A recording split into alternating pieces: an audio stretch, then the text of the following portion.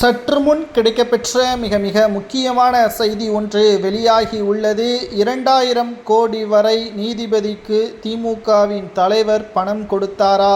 சமூக வலைதளங்களில் வைரலாக பரவி வருகிறது.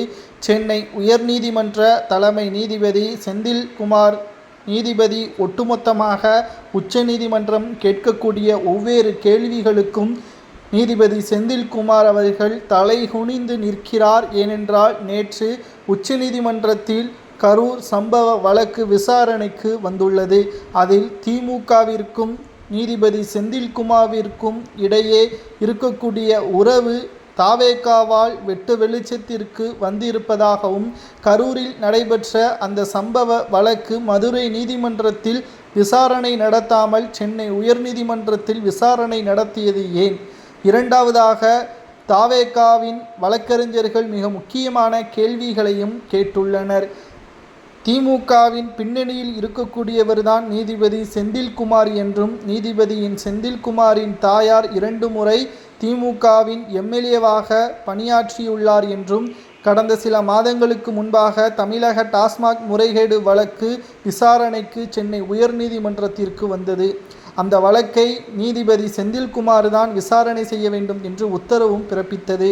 ஆனால் திமுகவிற்கு எதிராக தீர்ப்பு வழங்க நேரிடும் என்ற காரணத்தினால் அந்த வழக்கிலிருந்து தன்னை விடுவித்து கொண்டார். தற்பொழுது திமுகவிற்கு ஆதரவாக செயல்படுகிறார் என்பதும் இதன் மூலமாக தெரிய வருகிறது.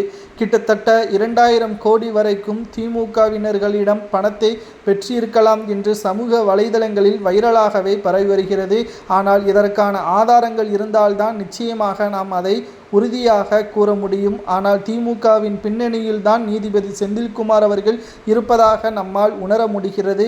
உச்சநீதிமன்றத்தின் தீர்ப்பு தற்பொழுது தாவேகாவிற்கு சாதகமாக இருப்பதாகவும், விஜய் அவர்கள் கரூருக்கு செல்வதற்கு காவல்துறை அனுமதி மறுக்க காரணமாக இருப்பதற்கு என்ன காரணம், இதனால் திமுக வெற்றி வாய்ப்பை இழக்க நேரிடும் என்பதையும், கரூர் சம்பவத்தை வைத்து அதிமுகவையும் திமுக ஒட்டுமொத்தமாக விமர்சனம் செய்து வருகிறது.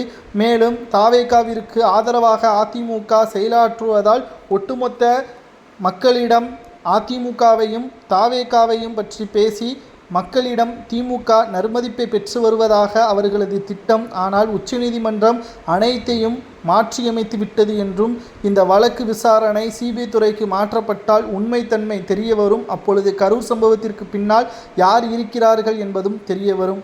அதற்கு முன்பாக நீதிபதி திமுகவிடமிருந்து பணம் வாங்கினாரா என்பதுதான் சமூக வலைதளங்களில் வைரலாகவும் பரவி வருகிறது. இதை பற்றி உங்களது கருத்துக்களை கூறுங்கள்.